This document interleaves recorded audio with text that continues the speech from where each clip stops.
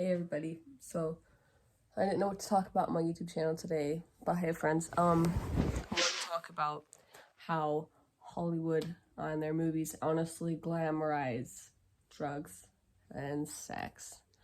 Okay, so I just feel like I've heard a lot of bad stories about people's like trips on like acid or shrooms. I've never done them myself, but I did know a family member who would do these things and like actually say they would feel like stuff was like dripping on their face. And like, does that sound fun to you?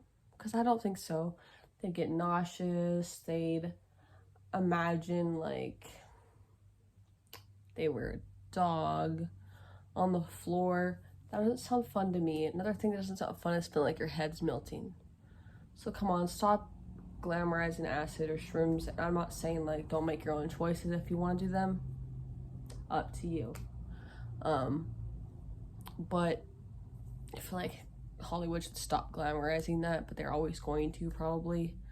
You know, like the scenes they play when they're at dance clubs or raves and everyone's just having a fucking ball, but literally drugs aren't like that from what I've heard. Like I've literally watched, if you watch Tales from the Trip, even Steve-O, freaking it's crazy on there. But there's one chick who literally peed herself with Riley Reid, which if you know who she is, you know who she is. I'm not gonna really speak more on that. I do love her though. I think she's very pretty. But a chick that was doing like, I believe it was acid with her, peed herself, or maybe it was either shrooms or acid, but anyway, she peed herself and she was scared the whole time, so Riley had to calm her down. I just don't think they're as fun as Hollywood glamorizes them out to be. And now with the sex part, guys, it's not fun to sleep around like that because you're gonna get STDs, and who wants STDs if you're not gonna use protection, of course, like even more so. And it's not fun waiting for STD results. I'm not a virgin. I'm not really gonna get too deep into that myself. But I have waited for results before. It's not fun.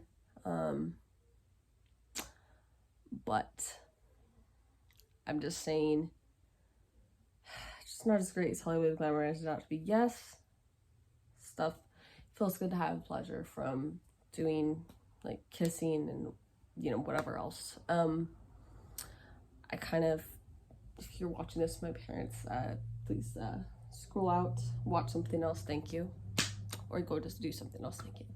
If your family members are watching this, don't watch it. But it's also not fun, feeling like shit after you have sex with someone and wondering if they're gonna leave you if it's too early in your relationship. That's not fun either. So like, I don't know. I haven't had sex in a while, and I don't really plan to until I meet the right person, and that's what I'm hoping to do, is like meet the right person. But at the same time, I'm not really looking right now. I'm more just kind of, trying to stay on a steady path. And this doesn't mean that I'm not talking to a person that could be potentially interested in. I just don't expect it to be like, ooh, this is the one. You never know who's the one. And I'm only 20, so I'm just saying. But I just want to say, I haven't really seen Hollywood glamorize meth, so good job on that one. Good job for you, Hollywood. But some of those drugs can be gateways to meth though anyway, it seems like, from what I've seen in my personal life from family members and friends. So don't necessarily, especially if you have a history of drugs and alcohol use in your family, I would not experiment very much,